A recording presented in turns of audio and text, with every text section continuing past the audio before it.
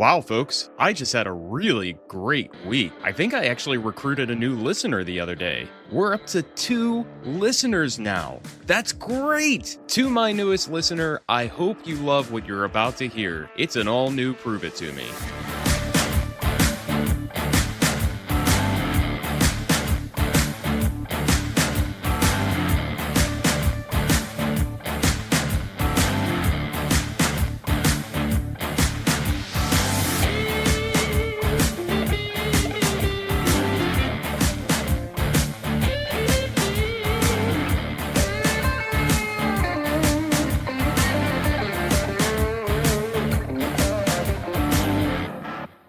Hello, everyone, and welcome to Prove It To Me. I'm your host, Dr. Matt Law. Today, I have a very special guest with me, so I don't want to spend a bunch of time rambling about nonsense or getting tangential like I normally do. I did, however, want to tell you that I just got back from this really great conference in St. Louis. Trust me, it wasn't great because it was St. Louis. This Floridian turned into a freeze-dried human getting off the plane. I have never used so much conditioner, lotion, eye drops, and chapstick in my life just to survive a couple days. It was 1 degree Fahrenheit when I got in my Uber to head back to the airport this morning. Awful. No, it was because this was the National Safety Council's Future of EHS conference. What a fantastic time. It's a smaller conference, but it is hyper-focused on evidence-based solutions that seek to really move the needle on improving workplace safety. So much good content, so many great speakers, and so many of the most eager to learn attendees in the environmental health and safety space. Oh, and also, I got to nerd out with other folks about research and statistical analysis all day. Not only that, they were all about that kind of talk. At least they said they were. I hope they were. Look, if you give me runway, I'm gonna take it. And I took it. I loved every minute of it. Anyway, if and when this event comes up again, you all need to check it out. You won't regret it. All right, so we've got a really important topic to discuss today, and I'm so glad I was able to get this guest. I met her through the Society for Total Worker Health, and she is highly intelligent and very invested in research to practice when it comes to worker well-being. My guest today is a double board certified physician specializing in occupational and environmental medicine as well as preventive medicine. She is currently Chief of Occupational Health at VA Long Beach Healthcare System. She also leads the Environmental Health Clinic at VA Long Beach Healthcare System, conducting exposure assessments for veterans, including Agent Orange, Gulf War, and Open Burn Pit Registry exams.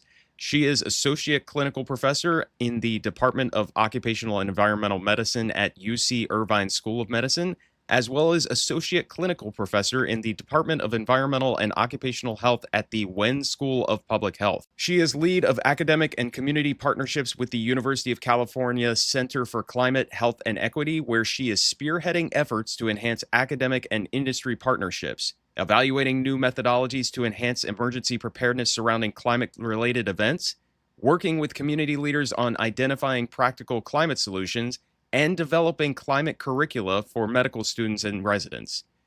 She is currently pursuing board eligibility in Clinical Informatics through the American Board of Preventive Medicine's Practice Pathway.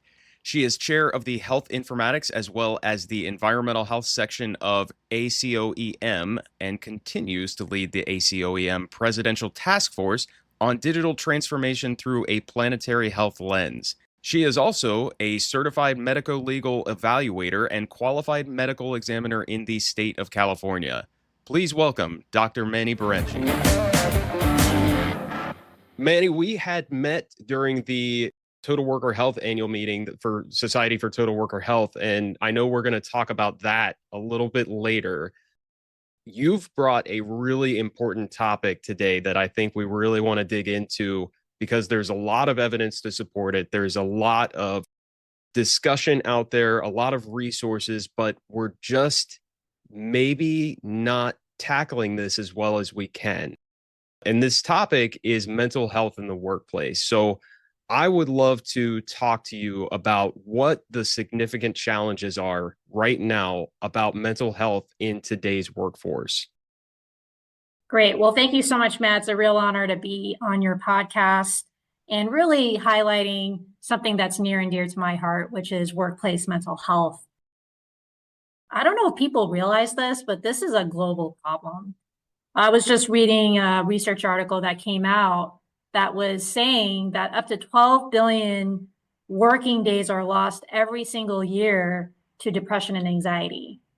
I mean, just contemplate what that means. I mean, we're not talking like a couple of days, we're talking billions of days globally are lost to mental health conditions like depression and anxiety. Wow. And clearly, there's a ripple effect across the global economy.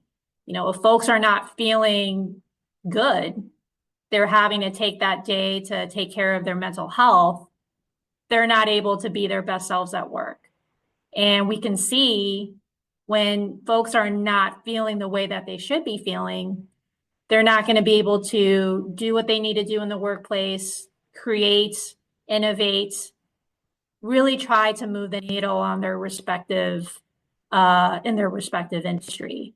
So I think from an economic perspective, we really have to be mindful of the ramifications of not taking care of our essential well-being, our mental well-being, because that's such a critical component of our day-to-day.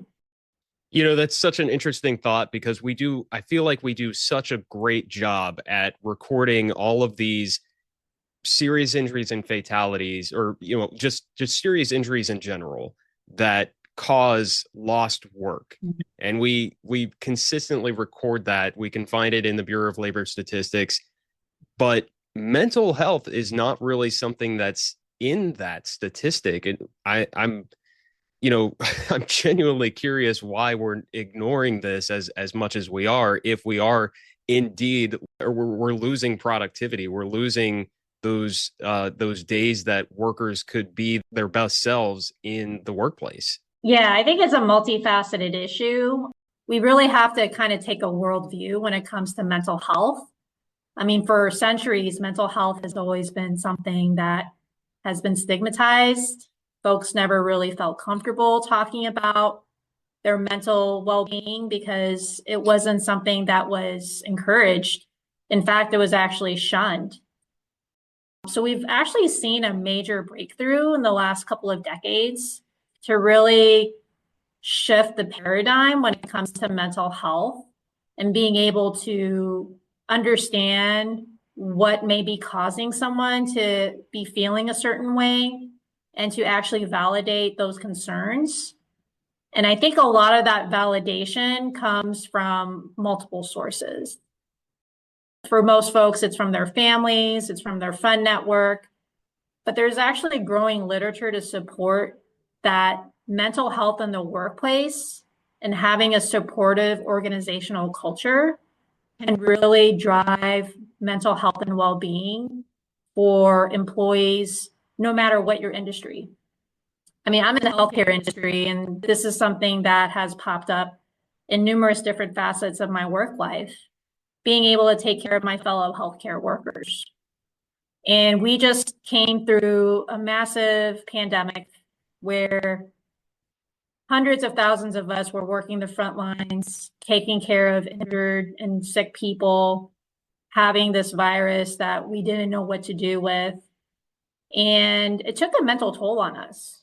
Like, I didn't even realize it, but I kind of was thinking about my COVID experiences on the front lines. And at least for me, I kind of had to suppress a lot of what I was feeling because I had to be present in the moment for my patients who needed me. And luckily, I had a really good family and friend network that I could lean on during those really tough times. But a lot of our counterparts didn't have that. And we saw a lot of people suffer emotionally, physically, and mentally as a result of all of these stressors literally coming on in a very short amount of time. So being able to create safe spaces for our fellow colleagues, especially in the healthcare industry, where we're seeing so much happen to our patients, and we start to kind of find ways to channel that fear and that anxiety. But if we don't have healthy ways to really approach this and really try to create environments where we can share without fear of reprisal, I think we're going to continue to see these alarming statistics. And I think this is where we in the employee health and well-being space can really make our marks. So you mentioned this thing about stigmatization, and I realize that that is probably one of the biggest challenges around mental health and being successful with addressing mental health in the workplace. And I want to jump back to the solutions that we can use to address this, but talk to me a little bit about stigmatization. What is happening there, and what could we possibly do about that piece? Yeah, I think stigmatization has a couple of different layers to it. I think a lot of it has to do with organizational culture, and things are changing on that front, which I'm very happy to see. But there are still organizations that really try to give resources and encourage their employees to seek the help that they need. But it's really more of a, this is kind of what you need to do. It's not really our issue. Mm. And I think there needs to be an integrated approach to how we deal with mental health. It's not just something in isolation affecting one individual. It actually has impacts to really the entire organizational culture. And being able to kind of see the bigger picture when it comes to mental health and not looking at it from a point of isolation, but from a point of how can we try to create a thriving work environment that nurtures and fosters innovation and really tries to create spaces for people to want to produce and want to really be a part of something bigger than themselves. I do see that change. I do see that change in mindset. And I think a lot of it has to do with the fact that people are really struggling. And when they don't show up to work, a lot of times there are so many things that are happening in their personal lives. You know, we have to look at these psycho stressors, these psychological, social stressors that really impact their ability to be present.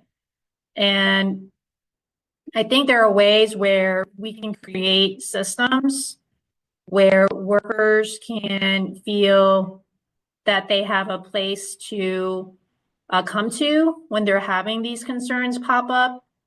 And instead of just saying, oh, it's going to be okay, listen to, this podcast or whatever, I think we really have to be intentional in how we create these spaces of nurturement, of growth, and wanting to better understand each other so that we can really pinpoint those issues further upstream before it spirals and turns into something that we really have no ability to manage because it's escalated to a point where none of us can really make an impact. So it's really about identifying those upstream risk factors, looking at what's happening in the day-to-day, and really trying to give supervisors and managers the tools that they need to be active listeners, to be present in their employees' lives, and to come from a place of concern. Because there is data to demonstrate that with supervisors and managers having that approach, being able to be mindful of what's happening in a respectful way, of course, and managing expectations, there are ways where we can give employers the ability to have some skin in the game and still be able to create those thriving work environments that can allow these organizations to continue to grow. So I do want to real quickly clarify that this is not one of those podcasts. There's a lot of good podcasts out there for mental health. This is not one of them. We'll talk about mental health, but we're probably not going to fix anybody's headspace, to, as you could say. They just came out with a study actually this past year looking at the state of the mind. So they actually were able to do these questionnaires, and essentially what they found was that workplace stress essentially has a negative physical impact on employee well-being. And up to 77% of the respondents in this particular study had stated that. So it's not just a mental to mental thing. It really has impacts on physical well-being, on spiritual well-being. I mean, to see how one or two little things can really start to have this domino effect where it really starts to impact so many different facets of a person's overall health state. I mean, I thought that was a really interesting statistic, and I feel like a lot of these companies, especially in the well-being space, are really trying to better understand what's happening out there. And researchers, folks in academia, they can do that as well. And being able to create those private-public partnerships, I think, is key to be able to advance the thought leadership and the necessary research to be able to make a dent in some of these mental health statistics that we're seeing. This is actually a really good spot to transition into some of the things that we want to look at as far as solutions to the challenges that we have with getting mental health addressed in the workplace. And especially when we talk about the evidence-based solutions and the evidence that goes into supporting those solutions that we can use. So you mentioned some of that around the research that those folks are doing. What else is out there, and what kind of evidence is out there to support different solutions that we can use to address mental health in the workplace? Yeah, so the Centers for Disease Control and Prevention Total Worker Health Initiative has really made some major headway in this arena. Over the last 2 decades, they've advanced thought leadership on total worker health, which essentially is an integrated approach to dealing with employee health and well-being matters, and really trying to develop those partnerships within an organization, from the C-suite to the front line and everyone else in between. And working in tandem with healthcare professionals, safety folks, folks from the mental health space, to really have a better systematic approach to dealing with health and well-being. And this paradigm has really been instrumental in my professional development. It really has given me structure to how I am able to do my day-to-day here in our occupational health practice, and being able to leverage our respective expertise in our domains, whether it be health, safety, or risk management. It really takes a village to do total worker health.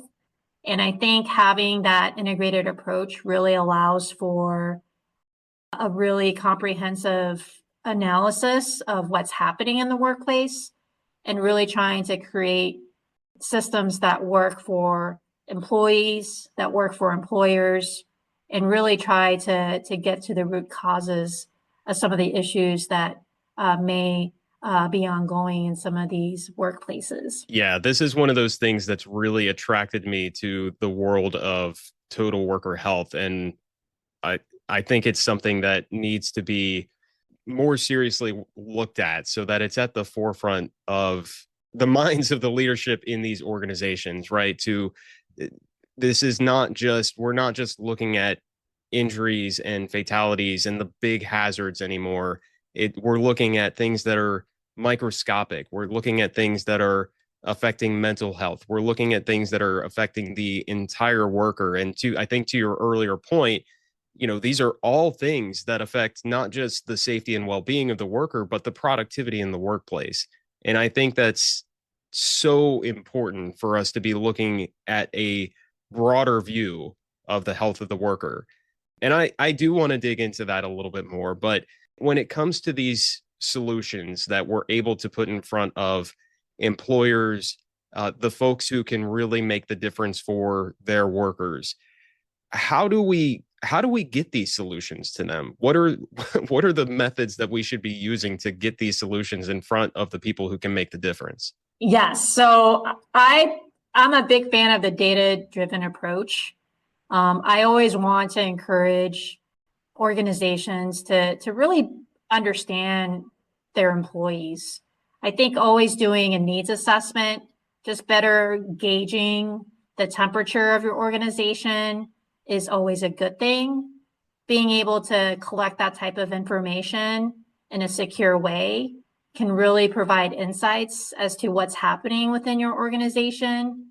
So I'm a big proponent of really being intentional when it comes to developing those surveys and really try to create surveys that really get to the nuts and bolts of what's happening. I know a lot of us like to use the multiple choice format, but don't shy away from the ability to have employees provide free text narratives. Mm. A lot of times, if you create those safe spaces where you really want to be able to create positive change in the workplace, having a survey that is well designed, is well meaning, and is intended to help develop a new way of addressing mental health in a non-stigmatizing way. I think the messaging around that is so important. So I think really spending the time to do that assessment to better understand your workplace dynamics can really pay dividends in the long term, because you can really create something that works for your organization. And I can't say this enough, really having good quality data is really key. As a quantitative researcher, the free text thing is absolutely terrifying to me. But I get it. I think you're right. I think there is absolutely value to that. And we can and maybe that's one of the reasons why we don't do it so well, is because it's a scary thing to implement. And it takes a little bit more work to get the information and the themes and the data that you need from a free text format to be able to do something about it, to figure out what you need to actually implement to create a solution around those different themes. It can be done. And I think, to your point, we should be doing it, especially for this reason where it's not all clear cut. It's not all going to fit into a checkbox. It's something that is experienced different by every person responding to that type of survey. So yeah, I think that's an extremely valuable thing. Yeah, and I think mixed methods research, I mean, incorporating the quantitative and the qualitative. I mean, I don't want to get super nerdy on this, but Do it. That's what this podcast is for. Come on. let's nerd out. I think having a mixed method approach really can yield some tremendous insight, Hmm. because sometimes things get lost in the multiple choice. And believe me, I have this dilemma myself, because I like to have hard data. I like to be able to have clean data sets, but data is messy Hmm. and life is messy. And if we're not able to find ways to capture that information and be able to, do that thematic analysis, be able to really kind of dig deep into what might be driving some of these trends, I think we're missing a major piece of this puzzle. So I think when organizations are looking for partners in this work, I think it's really important to understand how they develop their methodologies and making sure that they're not just using, a boilerplate, but really trying to understand the specifics when it comes to a particular organization's makeup. Every organization has different, it has people who come from all walks of life, all different strokes. And if we're just using, templated questionnaires, it's really not going to help better understand that particular population. So I think there's a way where we can achieve some balance in that and really trying to kind of think outside the box when it comes to collecting this information, because the more specific you can get and the more information you can actually tease out from your employees when they're filling out these surveys and really coming from a place of well-intentioned curiosity, as opposed to just saying, oh, we have to do this. This is something we do every year. I think we really need to have a new mindset when it comes to these surveys, because it's an important tool. We acknowledge that, but at the same time, there is survey fatigue. So how do we kind of find innovative ways to get this information that really allows us to better understand what's happening in real time? I think that was a bit of a long-winded answer, but I've been thinking about this, and I really think we need to kind of figure this out. Well, and my concern here is that a lot of employers, it's not like most organizations are employing researchers or anybody that's experienced at doing survey research. And if they are they experienced enough to look beyond what they've got with those templates or what they normally do with just, gathering the normal quantitative information? Are they able to look beyond that to get into this deeper stuff and get into the qualitative stuff that we need to really answer the question here? So for organizations that need that but don't know where to look to get somebody who can help them with that, what do we do? Where do we turn, or where do we send them to, get those kinds of resources? So yes, so I'm not going to get on my soapbox, but I do kind of need to get on the soapbox. Do it. So I don't know how folks feel about point solutions, and believe me, we need solutions, but we really need to go to the experts when it comes to developing these types of methodical approaches, especially when it comes to mental health and well-being. The American Psychological Association has some really great content to really help provide education, especially for managers, employers, HR professionals, really trying to dig deep and really trying to be intentional in how they're approaching this. I think education is the first step, and that really begins with the organization itself, being able to better understand what's happening with the research. You don't necessarily need to be a scientist to understand a lot of this information because it's so relatable. We all work in a workplace, whether it's in a hospital, whether it's, at a university, like we all work for someone.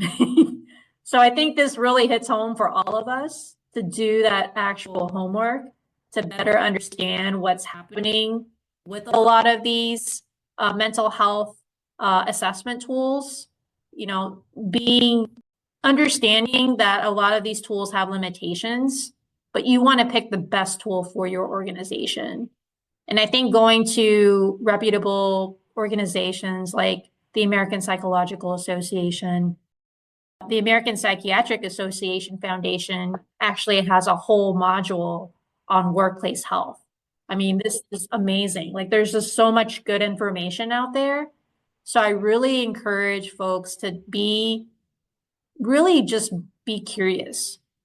Really spend the time to check these sites out, because there's a really good amount of high quality information that you can actually take back to your home organization and really start to do that deep dive about what may be driving some of the things that are happening in your neck of the woods. Every single workplace is going to have a different set of issues.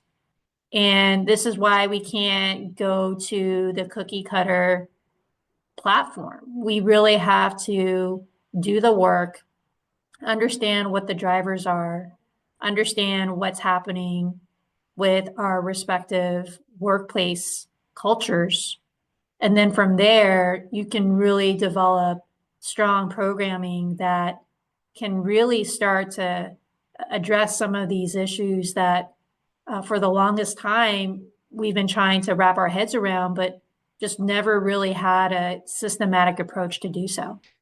One of the conversations that you and I had a couple weeks ago brought up this piece about the messaging that employers can use around this topic. How do we make sure that employers have the right resources to make sure that that messaging is as good as it can be for their employees? And then I'm actually going to combine the other question that I had with this. What are the risks around that? I mean, and how do employers feel comfortable navigating around the risks associated with messaging? Because honestly, I think a lot of employers are almost scared to put out the wrong message or to not have it tailored specifically for their workers in a way that's going to be meaningful. So, what do we do there? How do employers navigate this messaging thing around this topic? Yeah, this is a really important area, and this is something I deal with in my day to day. Communication is such a vital tool. And I mean, a lot of us don't get trained in how to do this. I wish we did. But you're right. I mean, how we actually are able to disseminate information to a set body, in this case, employees, and making sure that it's understandable, it's clear, it's accurate, and it's actionable, that people can actually take something away from the messaging. I think it's more of an art than a science, but we clearly want to make sure that we have the facts straight. And I think this is really where having good sources of information to provide those bullet points for the facts, letting the facts be able to tell the narrative, and then creating the messaging around those facts. As long as we don't lose sight of that, in my experience, getting through COVID, having to literally put out messaging within, a couple of minutes, I got really good at doing this because we had to. Mm-hmm. And I would get real-time feedback from my fellow counterparts if the messaging wasn't sticking. So, I mean, that was a extenuating circumstance because we were in a global pandemic at the time. But I actually learned a lot from my colleagues to be able to create really good sound bites that are concise, that are clear, that get the message across and leaves no room for ambiguity. Yeah, interesting. But it's an art, believe me, it's an art. And I highly encourage folks to really create a team, a communications team at your organization consisting of various different stakeholders within your organization to make sure that your messaging is factual. It is based on the latest evidence. It is clear. It's understandable. It's not super jargony. Mm-hmm. I mean, I just learned just by example because I had to. But I think really understanding the art of communication in this day and age, especially around something like mental health, I think it's a worthwhile exercise to embark on because it really will have long-lasting impact to the organization as a whole. Yeah, yeah, absolutely. There definitely is an art to it, but I don't think it needs to be a scary, daunting task. I think there are good ways that we can, or good things that we can put into place to make sure that we are putting out the right messaging. It's evidence based, it's not too jargony, to your point.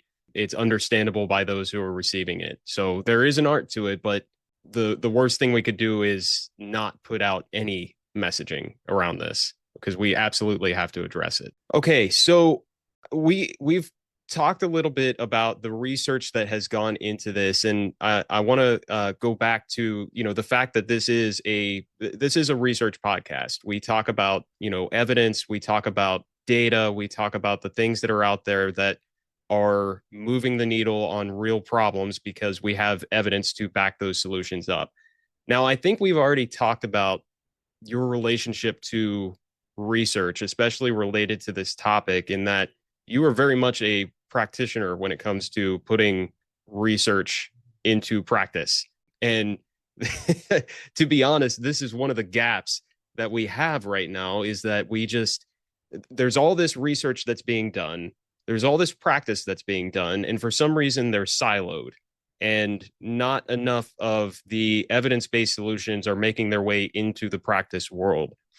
So tell me about your experience in with research to practice in general. What are the challenges? Why are there disconnects here? And what could we possibly do better? Yeah, I think this is something that a lot of us in the medical community face every day. I pride myself as being a translational scientist as well as a physician because by pure virtue of what I specialize in, occupational and environmental medicine, we are well trained to translate evidence into practice. That is literally what we do. And I feel like I've been given that platform to be able to do that for a variety of different workplace related matters. I mean, COVID is the prime example I can think of because we literally had to take information coming from the CDC, from clinical trials, looking at vaccine efficacy for these mRNA vaccines.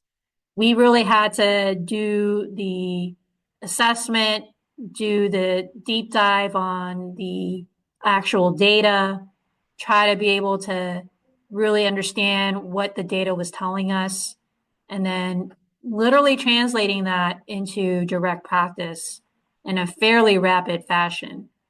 I'm just thinking about that time and how we were able to mobilize our clinical departments to start accelerating the advancement of these vaccines and being able to demonstrate that this was, at the time, this was really the right thing to do because we wanted to minimize potential harm to the greater population at large. And with the evidence that we had at that moment, we had to be able to make those decisions fairly quickly.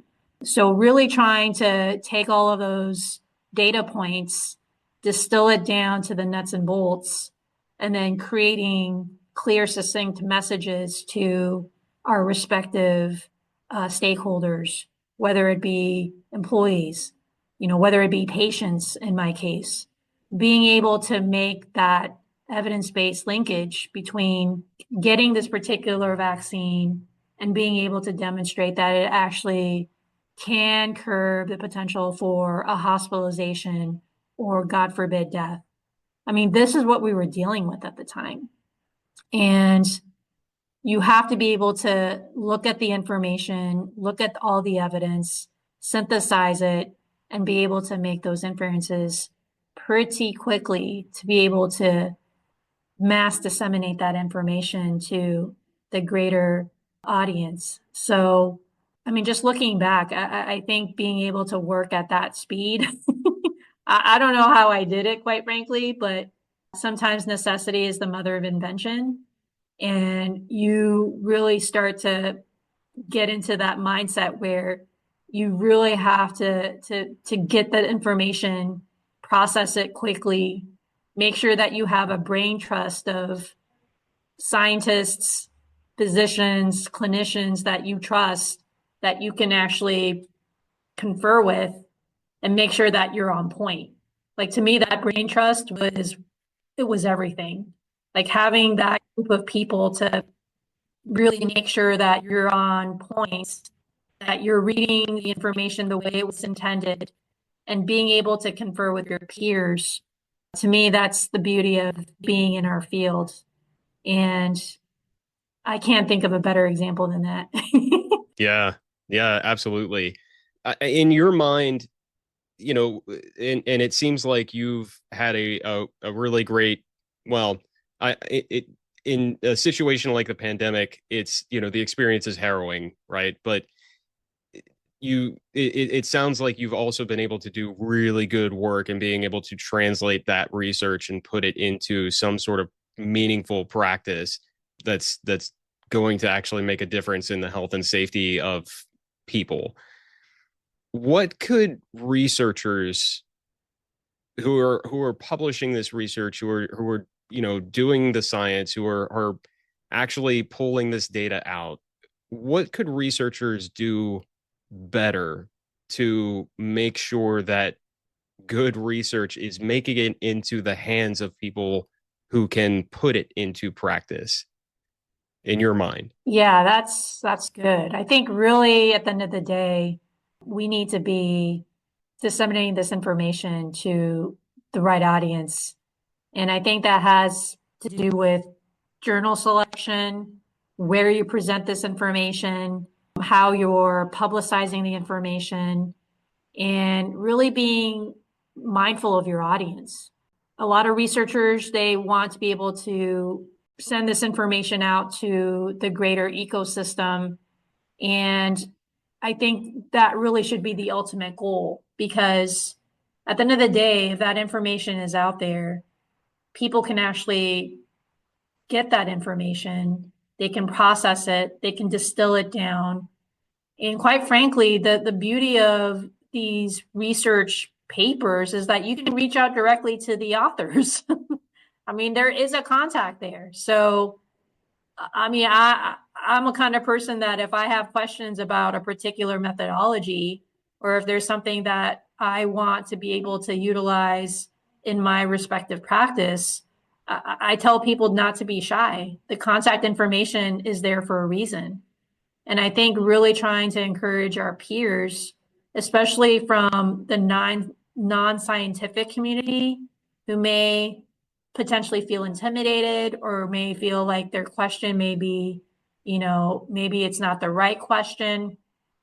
I think we really need to be inclusive of folks from the non-scientific community to be able to have those exchanges in a safe platform, to be able to allow for that exchange of open ideas, and to really allow for practitioners, especially, the ability to really ask those deep questions about how this is going to impact their particular patient population or worker population.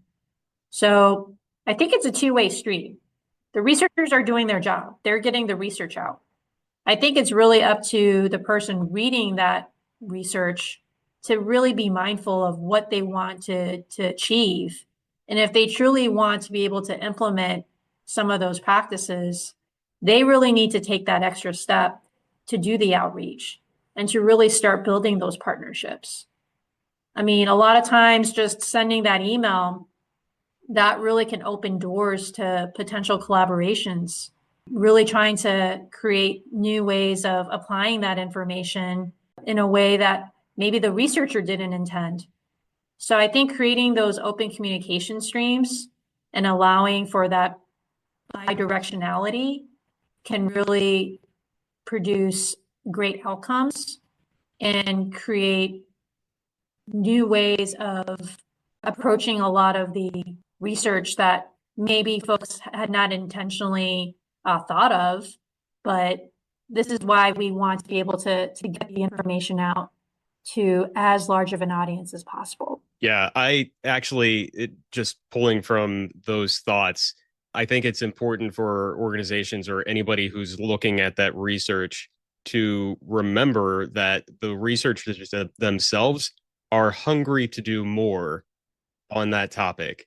So if you can provide them that opportunity by reaching out and asking for some sort of collaboration, hey, Mr. Researcher, I love that you've explored this topic. We're having this exact problem in my workplace. Can you is there any way we can collaborate on this, to dig deeper into this problem and maybe come up with a good solution based on the data that we find? I, you know, I think there's a great opportunity for collaboration there that I think a lot of researchers would be excited to get involved in. So before we close out for today, the last thing I want to talk about is this concept of total worker health, which I said is extremely exciting to me, and I know it's exciting to you. So tell me about total worker health. It's not new, but it's relatively new to, compared to the way that we have traditionally been approaching workplace safety and health. But, I think a lot of people are curious about it. They want to know what's going on with this total worker health thing. So tell me about total worker health and what it means to you and your work and what makes it special. Yes. So total worker health in a nutshell is really just a multidisciplinary platform for us to create a culture of well-being. I mean, that's kind of how I look at it. We have our health professionals, we have our safety professionals, we have our HR professionals. We're really kind of in this together. We each bring our unique skill set to address the issues at hand, which has to do with how do we create thriving work environments. And I think we all can agree that we want to create those thriving work environments. And if there are ways where we can band together to create that systematic approach to tackling some of these issues that we face as a collective and bringing our respective expertise and providing those perspectives to tackle the issues of our day, to me, that's the beauty of total worker health. We're trying to break down those silos.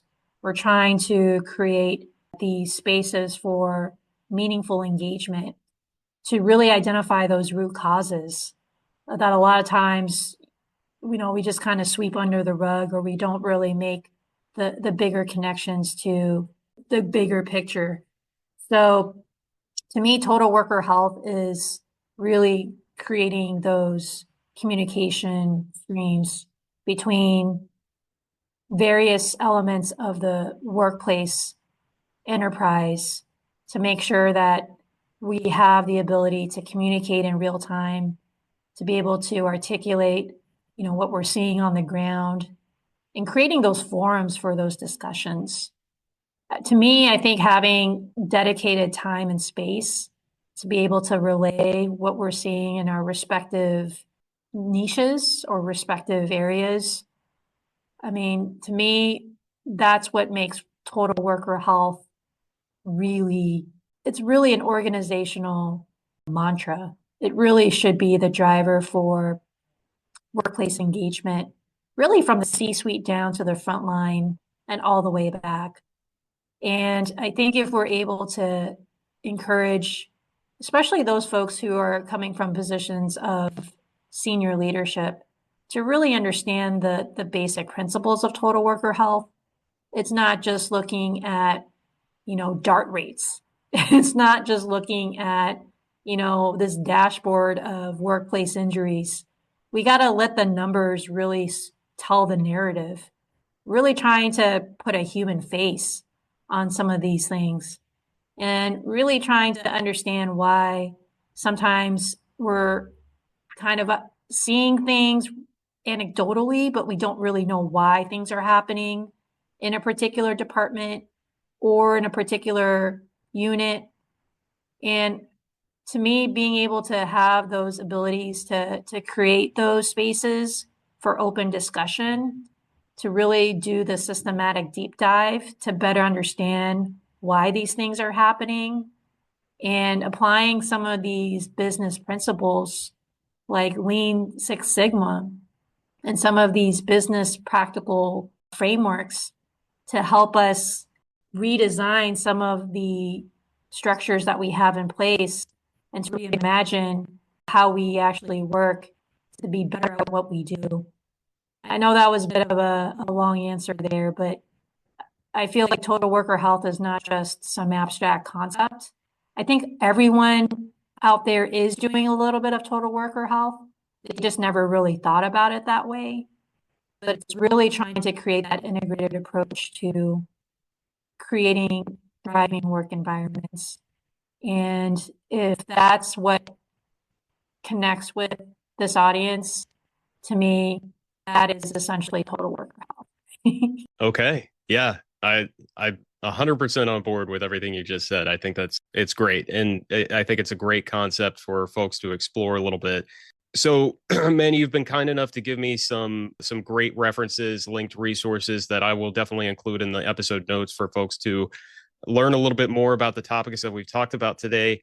If folks want to learn more, or if they want to reach out to you directly, are they able to do so? Absolutely. I would welcome the conversation. I think this is really just a starting point, but I think really trying to leverage a lot of the expertise and real life knowledge that's out there and creating platforms for discussion and innovation in the total worker health space.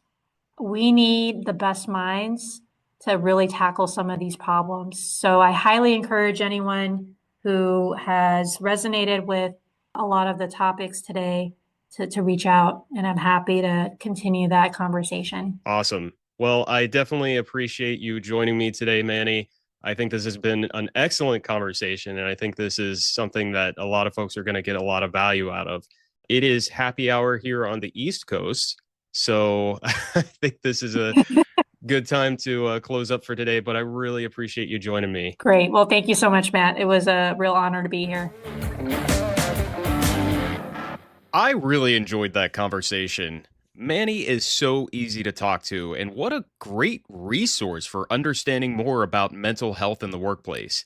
If you want to learn more, I highly encourage you to reach out to Manny and definitely check out the resources in the episode notes. There's a ton. If you didn't know anything about mental health in the workplace before, you're going to learn today. Hey, this is also probably a good opportunity for me to shamelessly plug the Society for Total Worker Health. I do love this group of folks, and I love the multidisciplinary approach to addressing the entirety of safety and well-being for our workers. And if you want to talk about research, there's a ton presented by this group all the time. You can learn more by visiting twhsociety.org. All right, folks, it's been a fun week, but a long week, and I think I'm going to take a nap now, for my own mental health. I'll get back to those emails at some point. Until next time, I'm Dr. Matt Law. I hope you enjoyed this episode of the Prove It To Me podcast as much as I did. Take care and stay safe, everyone.